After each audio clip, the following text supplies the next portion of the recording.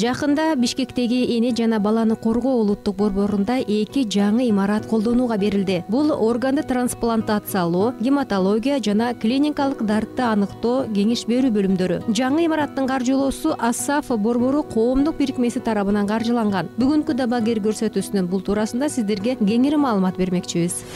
Ген планыбыз башында эле бар болчу.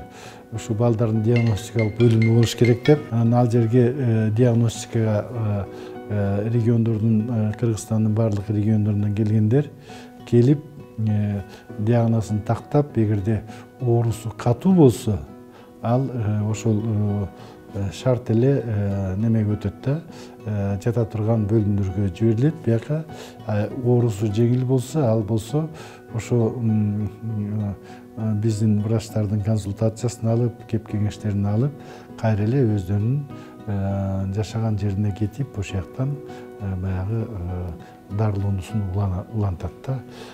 Андан башка биздин борбордо ошо телемедициналык кабинеттер бар, 3 телемедицина кабинет бар.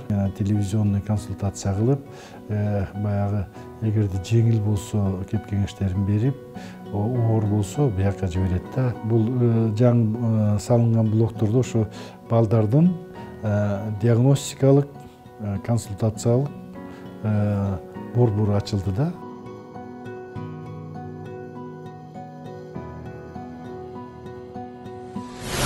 Бияктан киргенден кийин бул жерде ошо кайсы этажда кайсы кабинеттер жайгашканы көрүнүп турат да. Мына биринчи этажда кайсы кабинеттер бар экени, экинчи этажда кайсы кабинеттер өң сары, үчүнчү этажда кайсы специалисттер кабыл алып аткандары бар да. Эми тердин астына эми ар биринин врачтардын фамилиялары жазылат да. Азыр эми бүгүн жаңы ачылып аткандан кийин азыр пока жетчелекпиз. Ар бир врачтын фамилиясы, убактысы барлыгы ошол жерде жазылат. Бияктан регистрация башталды.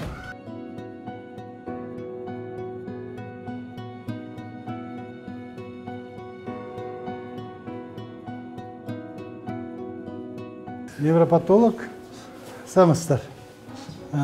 Кабыл ала баштадыңарбы? Самастар. Биякта невропатолог уже кабыл ала баштады, иштей баштады. Жылуу элеби?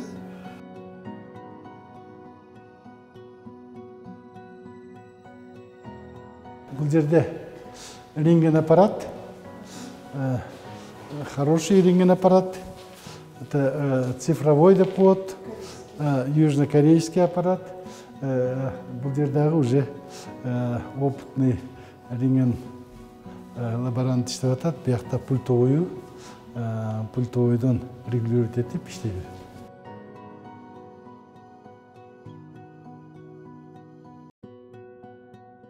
Самастар, силер иштеп атсаңарбы?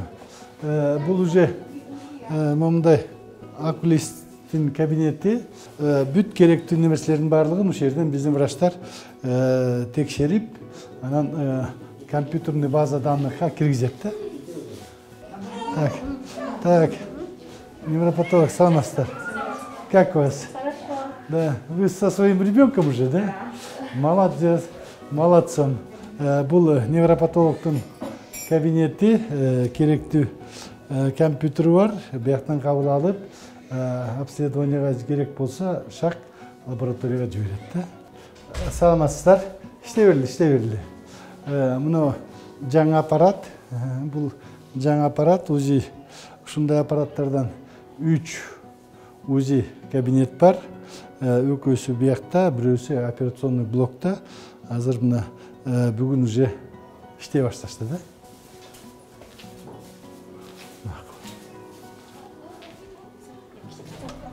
Кулак мурун менен ооруган балдарды диагностикадан өткөрүүчү, анан кээ бир дарылоочу процедураларды ушунун жанындагы кабинеттен кылышат.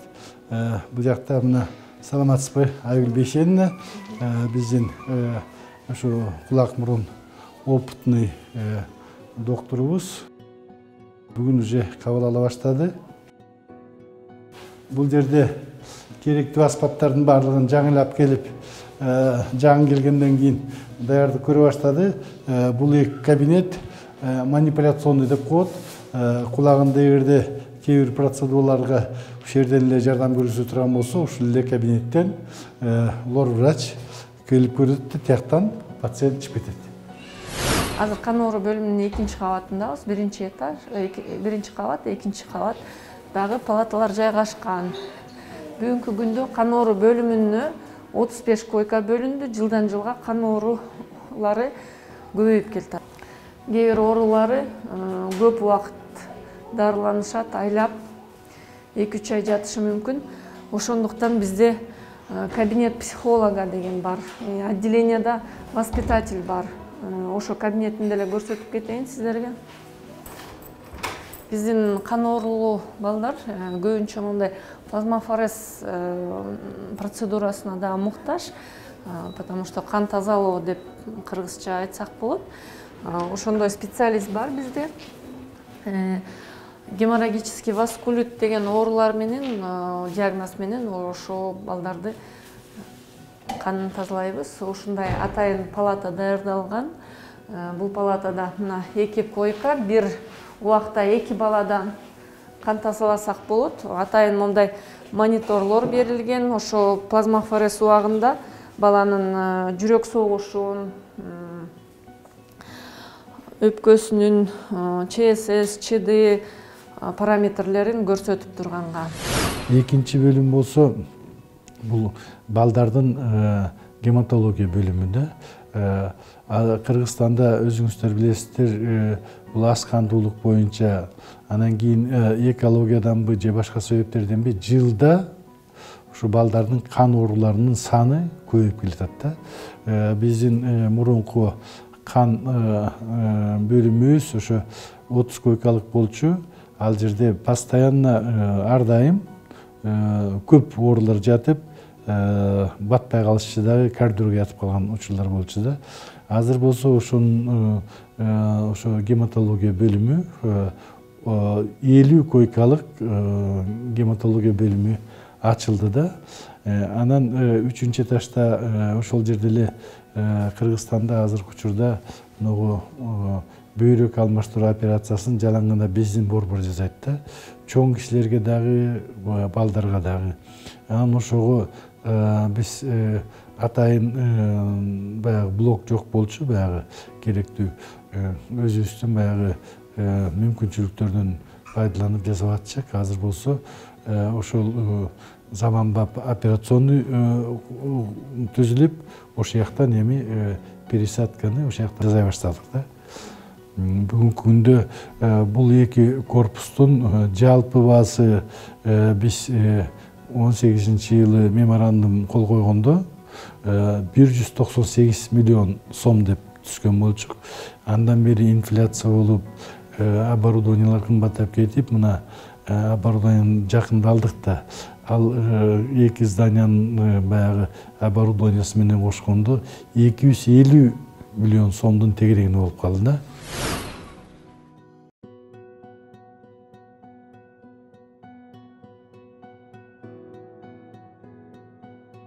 Бул дагы абдан жакшы стоматологический кресло менен берилди. Момундай стоматологический кабинеттен 3 стоматологический кабинет азыр бирөөкөбүз иштеп атыш керек. Азыр тияна баралычы.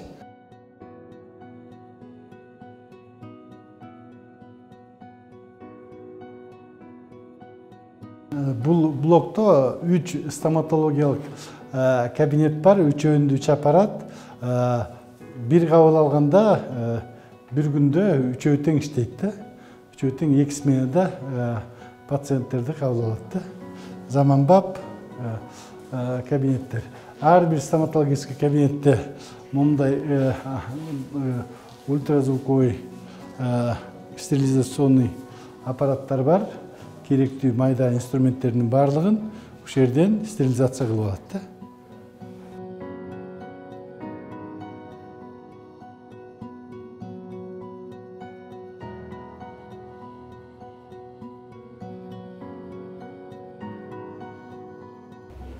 Мына абдан неме болуп калыптыр. Тайгалакчы, кийинчи ал жерге мындай немелерди коюш керек экен. Энергичи макулбу? Тормоза. өтөт. Макулбу? Шарт. Эшиктен баягы буттар менен суу болуп келгендер. Жаңы көчүп келип атабыз, мунулардын баардыгын өзүбүздүкүндө. Здравствуйте, новоселье нас. Как вас? Ой, пока еще. Пока. Это же приятно новоселье. Тияктагы аппараттарыбызды кээ бир инвентарлардын баардыгын алып келип, бияка коюп атабыз. Азыр самастар. Мындай атайын 2 орунду күбүс. 2 орунду мындай палаталар. Биякта абдан катуу ооругандар жатат да. Ошон үчүн ар бир палатада мындай бир кан куюучу аппараттар бар. Постельный белье, шкаф, бүт бар. Ар бир палатада өзүнчө санузел. Мындай. Душевый менен. Колдорун жуушат, стерилизационный. Бикстер туручу атайын комната, стерильный материал. Бул жерде ошо обработка рук, хирургтар колдорун жуушат да бул жерден келип. Мындай керектүү немелердин баардыгы ушакта болот. Анан бул жакта 2 операционный зал. Колун жуугандан кийин бияка келет. Бул дагы абдан заманбап операционный блокта. Ламинированный воздух деп коет, много атайын подача нерлерде турат. Бул жака ошо пациент турган жерге, хирург турган жерде баягы стерилизационный аба кирип турат да, аба тартып турат, бирде микробту ошо операционный полега жакындатпайт да. Бул жерде много ламинированный воздух менен жасалган операционный блок, керектүү асбаптардын баардыгы бар. Бул жерде ошо операция учурунда УЗИ диагностика керек болсо, атайын УЗИ аппарат да биякта бар. И анан кийин много дыхательный аппарат, бул наркозный аппарат, монитор менен. Бул болсо ошо операционный монитор. Бул жана бөйрөк алмаштыруу операциясына ылайыкталган да. Анан бияктан донордукун алгандан кийин реципиентке баягы экинчи операциондуга бияка берилет. Бул жерде дагы керектүү мындай аспаптардын баардыгы бар. Тигиндей мындай жылып жүрүүчү операция учурунда эгерде иренген тартыла турган болсо, мына аппарат иренген. Передвижной баягы бат алып барып тарта турган, мына столго атайын ылайыкташтырылган, ошол столдун ичинде эле яткан пациентти рентгенге тартканга мүмкүнчүлүк бар. Бул монитору, тиякта дыхательный наркозный аппараттар турат да. Анан операция бүткөндөн кийин бияка чыгат. Жаш ымыркай балдар үчүн мындай күвездер бар. Бул атайын күвез, билесиңер. Бүгүн баягы ара төрөлгөн балдардын күнү деп атпайлыбы? Ара төрөлүп калган балдар, анан тубас оорусу менен ооруган жаңы төрөлгөн ымыркайлар ушундай креслонун ичинде болушат да. Транспортный күвез деп коет. Эгерде ымыркайлар бөлүмүндө яткан бала же приемный отделениеде катуу болсо, ушунун ичине салып келет дагы, же болбосо башка больницадан которо турган болсок, ушул транспортный күвез аркылуу гана салып көтөрүп келебиз. Мунун ичинде бүт баягы атмосфера керектүү баягы өмүрүнө коркунучту туудурган информациянын баардыгын берип туруучу датчиктер бар. Дагы бир чоң иш болду. Ошо балдардын онкология корпусунун баягы пайдубалынын капсула салуу аземиде жүрдү. Ал 5 деңгээлдеги жаңы здание болот. Ал дагы 1 жылдын ичинде куруп беребиз деп атышат. Биз ал зданиянын баягы сметный баасын тактаганда 485 миллион деп сүйлөшкөнбүз. азыркы учурда аны кайра карап чыкканда дагы жетишпеген бир кымбат баалуу аппараттарды коштук. Ошону менен ал зданиянын баасы дагы бүгүнкү күндө 600 миллиондон ашып кетти да. Жалпы ушу Кувейттин Ас-Саба коомдук бириктмеси биздин борборго 1 миллиард сомдун тегерегиндеги гуманитардык жардам берип атат да. Бул биз үчүн өтө чоң жардам. Бул чоң жардам. Эгерде ошо балдардын онкологиялык бөлүмү дагы 1 жылдан кийин бүтүп калса, ушу онкологиялык менен ооруган оорукчан балдар дагы бияка тандарлана турган болот. Азыркы учурда алардын баардыгы онкологический борбордо дарыланышат. Операция болгондо бияка алып келип, анан кайра тияка барышып, ушундай бир кыйынчылыктар бар да. Анан кийин бала болгондон кийин анын баягы сезимдери дагы абдан, психологиялык моменттери да абдан чоң ролду ойнойт. Баягы онкологиялык катуу ооруган чоң кишилерди көрүп, бала дагы абдан өзүн психологический жактан дагы оор сезип калат да. Бүт дүйнөлүк практикада мындай балдардын онкология бөлүмү ушу көп тармактуу балдар клиникасынын составында да. Бизде дагы ошондой болуп чечилди да. Бун үчүн жогорку кеңештин депутаттарына дагы ыраазычылык билдирип коюш керек да. Ашкана биздин дагы бир фондубуз бар, именно кан оору балдарга жардам берет. Ал фонд Help the Children. Ошол фонддон бизге көп жардам тиет. Ушу кан оорулуу балдарынан даже суу дагы алып келип беришет да. Бул улуу медайымдын кабинети. Биякта атайын мондай шкафтар жасалып берген, атайын дары сактагонго ылайыкталып. Мынтип мореки инфузоматтар дагы ушу фонд Ас-Сафадан бөлүнүп берилген инфузоматтар. Кан оору бөлүмүндө мындай атайын балдар көп убакта дарылуунун себебинен мындай оюн бөлмөсү атайын арналган. Ошо бөлмөдө кирип балдар сабак окушат.